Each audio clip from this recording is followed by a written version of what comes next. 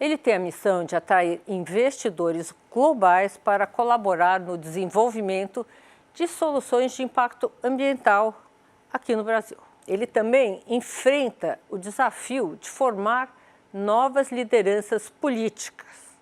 Só neste ano, o Instituto já capacitou mais de 1.500 pessoas que pretendem concorrer às eleições para prefeito e vereador. Recebo hoje Eduardo Mufarrege, CIO da Just Climate e fundador do Renova BR. Bem-vindo, Edu. Bem-vindo ao nosso programa. Sônia, muito obrigado por me receber, estou muito feliz de estar aqui. Obrigada pelo seu tempo, né? Que eu sei que é precioso. Edu, vamos falar primeiro sobre o Renova BR. Estamos aqui prestes a ter as nossas eleições e esse ano, como eu disse aqui, você formou mais 1.500 pessoas. Conta um pouquinho da história e do objetivo do Renova BR. Bom, Sônia, o Renova foi criado em 2018, né? Quer dizer, então são 6 anos atrás aproximadamente, reconhecendo que o Brasil vivia um déficit de formação de lideranças, de quadros para participarem da política. Então a gente montou um instituto, uma organização, que tem como principal objetivo qualificar e preparar novas lideranças para participarem do processo eleitoral e também do processo político como um todo, não necessariamente eleitoral. Desde então a gente qualificou mais de 4.000 pessoas de todos os grupos políticos da direita, da esquerda, do centro. A gente preparou muita gente para disputar pleitos eleitorais, mas a gente também preparou muita gente para ocupar posições em secretaria, posições de liderança dentro de autarquias, dentro de primeiro, segundo escalão, tanto a nível federal, estadual e municipal. Então o que a gente reconheceu naquela altura é que para a gente fomentar a participação, né, do cidadão comum, da pessoa que tem esse desejo de servir a sociedade, a gente precisava criar uma instituição que, de uma certa forma, impulsionasse esse caminho. Desse base, né, para essa gente escolher por que caminho trilhar. No começo, as pessoas falavam, não, eles têm preferência partidária, não têm preferência partidária, foi uma grande discussão. Eu acho que hoje, você acha que ficou claro que cada um é livre para escolher o caminho que quiser depois da formação? Eu acho que hoje isso está muito claro, né? As pessoas, num primeiro momento, colocaram muita dúvida, né? Qual que é a intenção real, né, desse programa? Eu acho que isso, depois desses quase 6 anos, eu acho que isso ficou muito para trás. O que a gente tem como principal objetivo e vocação é ser uma porta de entrada, né, para a participação política da sociedade civil, para que o indivíduo, o cidadão que queira participar, que queira ter uma participação ativa, ele possa se sentir acolhido e preparado por uma instituição que tem um interesse específico, que é de oferecer condições para que essa liderança se qualifique e que possa exercer o melhor papel possível enquanto representante ou enquanto liderança pública no nosso país. Vocês fazem uma triagem, né, de pretendentes, as pessoas se inscrevem, se selecionam. De que consiste? É uma bolsa que vocês dão, né, para a pessoa participar? Como é que é isso? É uma bolsa de formação. O curso é gratuito, né, ele é fornecido, né, ele é dado para todos os alunos. Hoje a gente tem alunos de todas as regiões do país, de municípios de 5.000 habitantes, 10.000 habitantes na região norte, até gente na capital do estado de São Paulo. Então, eu acho que a gente conseguiu amplificar muito, né, e trazer o acesso para esses indivíduos, para que eles pudessem participar do programa de formação. Enquanto participação no programa, por exemplo, para meios de deslocamento, pessoas que não têm condição, né, de, por exemplo, de cumprir com o seu valor de deslocamento para atender às formações, a gente oferece um tipo de apoio, um tipo de bolsa para que as pessoas possam cumprir os seus objetivos de formação dentro desse momento. Mas hoje, se você imaginar, foram 1.500 alunos, né, que se formaram voltados a esse ciclo eleitoral. Essencialmente o que a gente fornece é uma bolsa de estudo gratuita, quer dizer, ninguém precisa pagar para participar, e aqueles que têm alguma dificuldade financeira para cumprir, por exemplo, a carga horária, podem pedir alguma ajuda, mas eles têm que solicitar, não é uma coisa que é fornecida. Quais são as maiores dúvidas desses alunos? Vamos dizer, eles se formam. Que partido que eu vou escolher? Como é que eu vou participar do processo público, ou do político brasileiro? O que eu diria? Eu acho que, em primeiro lugar, tem uma dúvida se, do ponto de vista de reconhecimento da sociedade, né, se aquela função que ele está se predispondo a executar vai ser valorizada, né?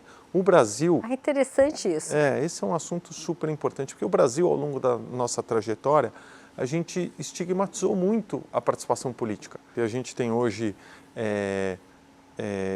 uma expectativa de que alunos do Renova, né, ex-alunos do Renova, vão disputar prefeituras em mais de 10 capitais. Quer dizer, então a gente... 10 capitais? 10 capitais. Então hoje você tem um volume bastante alto em diversos municípios de pessoas aí que participaram da nossa escola de formação e que hoje estão seguindo dentro dessa trajetória de buscar uma participação. Qual a principal ferramenta desse aluno na hora que ele sai do curso? O que ele leva junto que faz a diferença? São 3 coisas, essencialmente. Se a gente for pegar, são, né, quase 100 horas de curso, né? Então um curso que tem uma certa intensidade, mas eu diria que são 3 elementos principais que a gente consegue trazer. Um primeiro é autoconhecimento, porque para você servir a sociedade, você tem que estar muito afinado do ponto de vista da sua missão. Não é, olha, mudei de ideia, talvez eu vá tentar isso, eu não sei se eu vou ser veterinário ou político. As coisas não funcionam assim. Você tem que ter uma missão clara, isso tem que ser parte do teu DNA, da tua construção como ser humano, com a clareza de que aquilo é o que você quer fazer. Então esse primeiro, o autoconhecimento é essencial. Segundo, ferramentas de gestão e planejamento, porque para você ser disputar ter um projeto político, disputar uma candidatura, você precisa ter elementos de planejamento estratégico, você precisa ter elementos de construção de equipe, você precisa ter ferramental para conseguir mobilizar indivíduos e mobilizar pessoas, porque um candidato sozinho não consegue fazer muita coisa. Agora, um indivíduo que tem capacidade de mobilização, de articulação, de definição de prioridades é essencial. Então, tem muitas dessas ferramentas que a gente ensina que são fundamentais. Na triagem de quem pode participar ou não do programa, vocês avaliam esses pontos? A gente avalia principalmente os pontos de intenção, o quanto a pessoa realmente quer, porque no final, como a gente tem um volume de vagas disponível, né, esse ano a gente abriu aproximadamente 1.500 vagas, a gente tem que escolher aqueles que realmente querem, né, aqueles que realmente têm aquela intenção, que não estão olhando a participação política como uma oportunidade, muito mais como uma missão de vida. O segundo elemento, que eu acho que é fundamental, é entender aqueles que também têm abertura a diálogo, abertura ao contraditório. A gente vive hoje, né, a gente sabe dos problemas que a polarização traz, né, para a nossa sociedade. A gente tem um problema de falta de diálogo, de falta de construção, né, de pontes e de combinação de narrativas, né? Cada um está falando para a sua bolha, falando para o seu grupo, mas estão falando pouco entre si, né? E isso é um fenômeno no Brasil, mas também é um fenômeno global, né? Isso a gente consegue enxergar. Então a gente também privilegia aqueles que têm abertura ao contraditório. Né? E o que é a abertura ao contraditório? É respeitar que as pessoas podem ter visões divergentes da sua, mas isso não deveria, de uma certa forma, ser uma agressão. Deveria ser só o respeito a um ponto de vista, porque essa é uma base do fundamento democrático.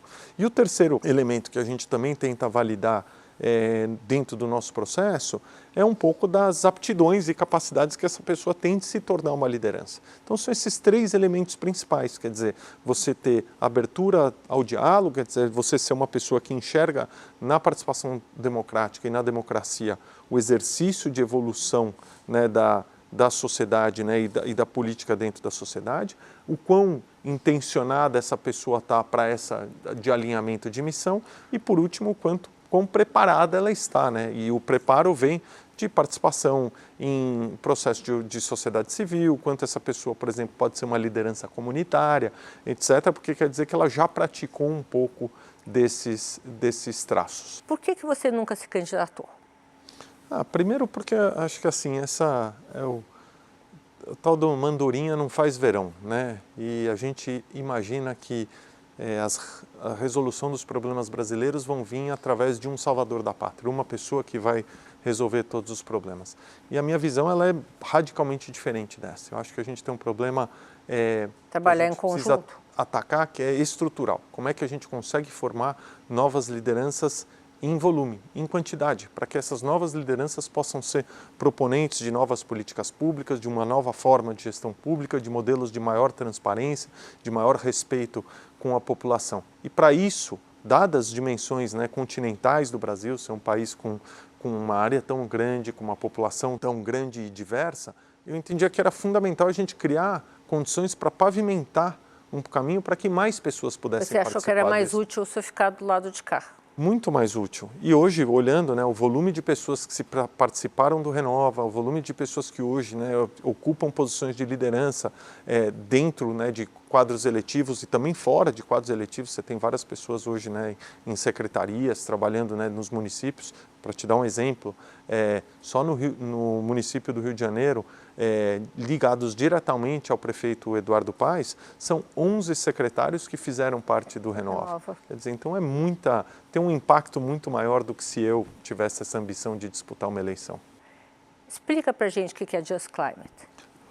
Eu vou dar um passo para trás só para te explicar um pouco dessa trajetória, né? Tá. Então a gente passou pelo Renova e depois do Renova eu tive uma dúvida grande. Falei, bom, eu tenho 3 experiências aqui na minha vida. Mercado financeiro, fui CEO de uma empresa de educação durante quase 5 anos, que obviamente ajudou a pavimentar o caminho para o Renova, que era Somos Educação. E sua mãe era professora? Minha mãe né? e minha avó são professoras da rede pública. Da rede pública, né? E aí eu cheguei na conclusão de que eu queria ficar nesse mundo de investimentos de impacto. Porque eu falei, olha, eu tenho essas 3 experiências, são investidor, CEO de uma companhia de educação e empreendedor social. Então eu falei, eu quero ficar nesse mundo de investimento de impacto.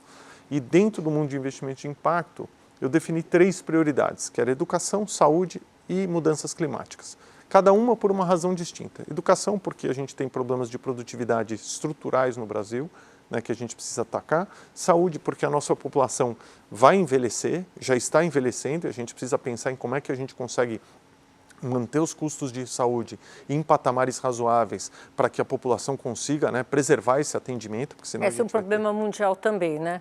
Perfeito, e que a gente vai ter que atacar. E o terceiro, da pauta climática, porque você não resolve o problema climático da humanidade sem o Brasil. É uma questão fundamental para a gente compreender.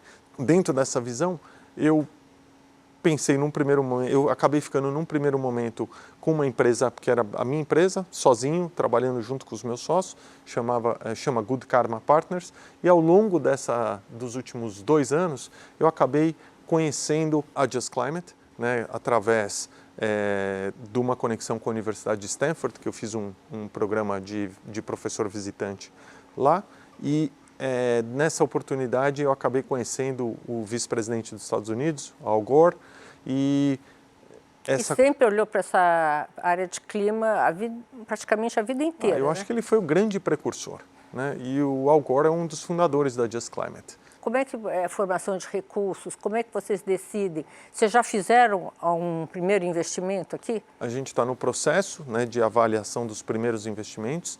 A entidade, né, que a Just Climate, em conjunto com a sua controladora Generation, hoje é uma empresa que tem 46 bilhões de dólares sob gestão. Então é uma dos maiores, né, gestores de recursos do mundo. E a nossa ideia é alocar uma parte relevante dos recursos no Brasil. Não desses 46 bilhões, mas principalmente de uma parte dos 46 que está orientada a investimentos ligados à transição de terra, que é principalmente a recuperação de pastagens degradadas, recuperação de ecossistemas e também a redução de pegada de carbono de produção agrícola. O Brasil é um grande produtor agrícola e vai sofrer cada vez mais uma pressão para que a nossa produção agrícola Transição energética não faz parte desse pacote? Também faz parte disso, tá. Mas eu diria que o principal foco, né, onde o Brasil precisa colocar ênfase, são nessas 2 áreas. Por quê? Porque 80% das emissões brasileiras vêm ou de desmatamento ou de produção agrícola. Felizmente, o nosso grid, né, a nossa matriz energética... Dos lixões. Exato. mas a nossa matriz energética já é bastante limpa, né? O Brasil fez uma excelente lição de casa, até porque não tinha combustíveis fósseis, né? Tinha pouco petróleo, tinha pouco carvão, a gente já tem uma matriz energética essencialmente limpa. Então tem menos coisas para se fazer na parte de transição energética, que é diferente, por exemplo, do México. O México tem que fazer um trabalho grande em transição energética, a Índia tem que fazer um trabalho grande em transição energética. No caso do Brasil, não. É muito mais a transição de uso da terra, redução de desmatamento e, ao mesmo tempo, a produção. Essa transição do uso da terra? É essencialmente você interromper a expansão de fronteira agrícola a partir da utilização de áreas que já foram fronteiras agrícolas e que hoje são as chamadas pastagens degradadas. Essa é a grande oportunidade que o Brasil tem, que é transformar essa área de degrado em áreas de produção, ao invés de abrir áreas onde hoje você tem eventualmente cobertura essas áreas de floresta. Seriam áreas de produção, não reflorestamento? Podem ser ambos, podem ser até áreas de uso híbrido, onde você tem uma parte de manejo, uma parte de produção, né? No Brasil tem modelos de produção, que é o que a gente chama, né, de ILP, ILPF, Integração Lavoura, Pecuária, Floresta, por exemplo, onde você consegue fazer tudo dentro do mesmo sistema. Como fixar aquela pessoa naquela terra de uma maneira produtiva e que não gere um desmatamento? Olha, isso depende muito da região em que a gente aborda no Brasil. Por exemplo, na região do Cerrado, você tem desmatamento legal acontecendo. Eu sei. A gente tem um problema de titulação muito forte na Amazônia, onde grande parte das terras são da União, sejam elas terras hoje que não são nem reservas florestais, nem reservas indígenas, mas são terras de União e que são ocupadas por aqueles grupos ou por aqueles indivíduos chamados grileiros, né, que a gente ouviu falar muito ao longo da história. A gente precisa reverter a questão de, precisamos atacar a questão de titulação, você definir quem é o dono daquela propriedade, de fato, e a partir disso você usar mecanismos de freio de desmatamento. O problema é que o bioma amazônico é um bioma muito grande e é muito difícil o governo brasileiro, através de ações somente de comando e controle, conseguir frear esses vetores de desmatamento. Então, o que tem acontecido é que os mercados consumidores têm buscado, através da rastreabilidade, a identificação se, por exemplo, uma produção de carnes veio de uma área de desmatamento. E aí, a partir do momento que você consegue verificar que aquela produção de carnes veio de uma área de desmatamento, essa carne não pode ser mais exportada. Então, existem freios para que você consiga conter né? esse desmatamento. Mas tem um elemento fundamental que eu queria tocar aqui. O Brasil é um país que tem um potencial de conservação altíssimo, porque a gente ainda tem muita área com cobertura florestal. O problema é que hoje não existe mecanismos de incentivo para a conservação. Isso não é um problema brasileiro, isso é um problema global, dentro inclusive das políticas de carbono, né? A gente fala muito hoje sobre mercado de carbono, mas tem uma questão que é o que a gente chama de créditos de carbono de desmatamento evitado, né? Que é essencialmente você recolher um crédito de carbono de uma área que poderia ser desmatada, mas se ela não foi desmatada, você tem uma monetização a partir de crédito. Mas isso já está funcionando? Isso existe há muito tempo. O problema é que existe hoje uma grande dúvida, principalmente dos compradores de crédito de carbono, se os créditos de desmatamento evitado têm de fato valor, porque o grande elemento da atribuição de valor ao crédito de carbono está ligado à adicionalidade, quer dizer, se você, ao emitir esse crédito de desmatamento evitado, se você não tivesse emitindo esse crédito, se aquela área estaria sendo exposta de fato ao desmate. Então tem várias questões que eu acho que a gente precisa, como país, e principalmente do ponto de vista de política internacional, se preparar melhor. Porque os países que têm grande reserva de biomassa, como o Brasil, têm muito a perder se os créditos de desmatamento evitado, que são chamados créditos de hedge, deixarem de existir. E hoje tem uma tendência global aos créditos de hedge perderem valor. E isso vai ser um vetor importante de desmatamento, porque a inércia é de desmatar. Para o dono da terra, ele tem muito mais incentivo hoje econômico no desmatamento do que na conservação. E esse é um ponto que a gente precisa atuar em cima com muita força. Como é que a Just Climate vê isso? Vocês vão escolher projetos, né? Vão ser parceiros, investir. Como é que você vê esse processo e como é que você seleciona os projetos que você quer participar? A gente vê com bons olhos essa tendência que a gente tem hoje, que é o que a gente chama de restauração de ecossistemas, né? Então, a composição de pastagens, a recuperação de pastagens degradadas, seja para a produção seja para a recomposição de floresta, seja para a produção de biomassa, é algo que nos interessa. Por quê? Porque existe uma demanda, né, hoje, seja do crédito de carbono de restauração, seja de produção de energia, por exemplo, a partir de biomassa, seja de outros produtos, né, agrícolas que possam vir a partir da recomposição dessa terra, que podem criar modelos de negócio bastante interessantes. Então, o Brasil hoje tem um processo, ainda no seu início, de construção de uma indústria que é o que a gente chama da indústria de restauro, que são novos players que surgiram aí ao longo dos últimos 2 anos, vou dar alguns exemplos, né? Belterra, Regreen, Mombac, Biomas, a Simbiose, que já existe há mais tempo, que inclusive tem uma presença grande lá na área do sul da Bahia, em Trancoso, de fazer a restauração de áreas que eram áreas com nível de biodiversidade, com áreas que eram áreas de pastagem, que não tinha nenhuma biodiversidade, não tinha nenhuma composição de ecossistema de natureza, para transformar esses ecossistemas ou trazer esses ecossistemas de volta ao que eles eram. Então, essa é uma indústria que começa a acontecer e começa a acelerar muito a reboque do mercado de crédito de carbono. Olha, Edu, eu acho que você deve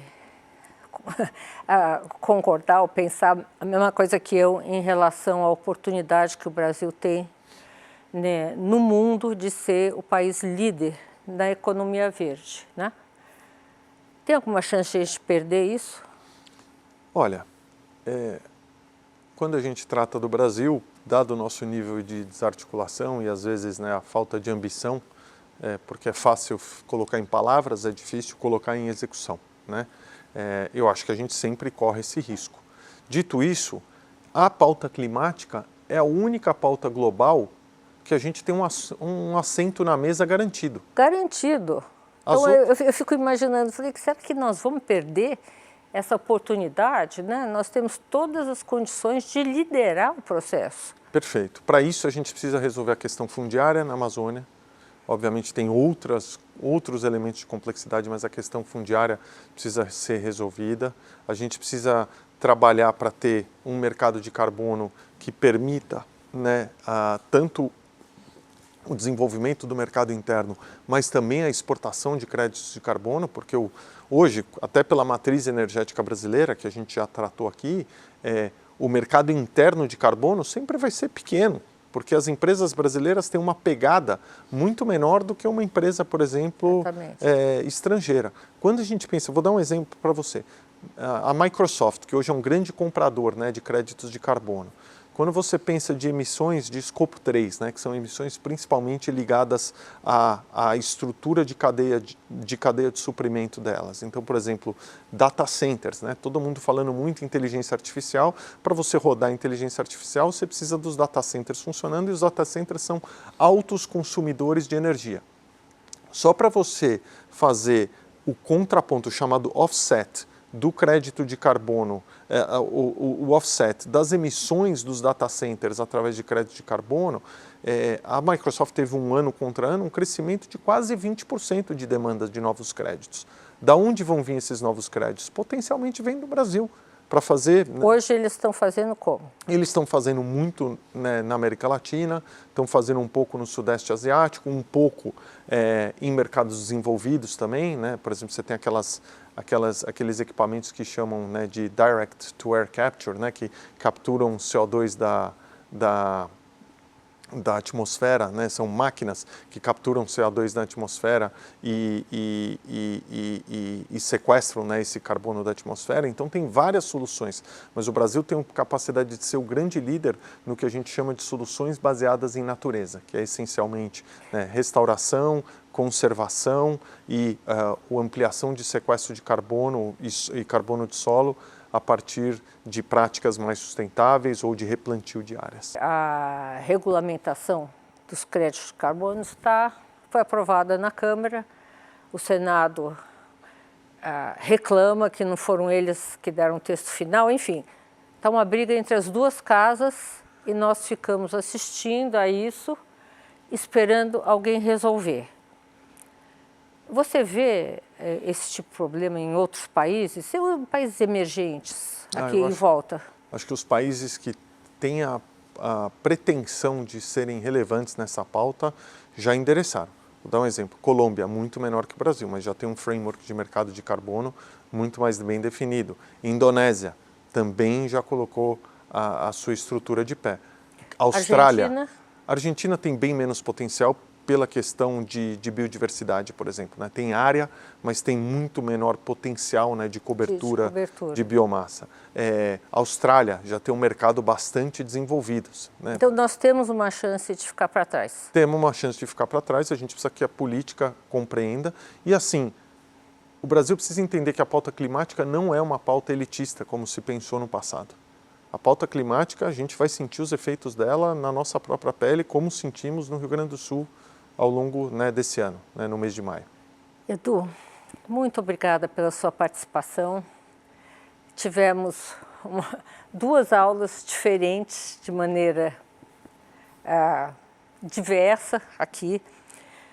E queria te desejar toda boa sorte, tanto no Renova quanto no Just Climate. Os dois propósitos são muito bons. Obrigada pela presença aqui no Show Business. Eu que agradeço. Muito obrigado. O programa de hoje está terminando. Obrigada pela companhia e até semana que vem aqui na Band News.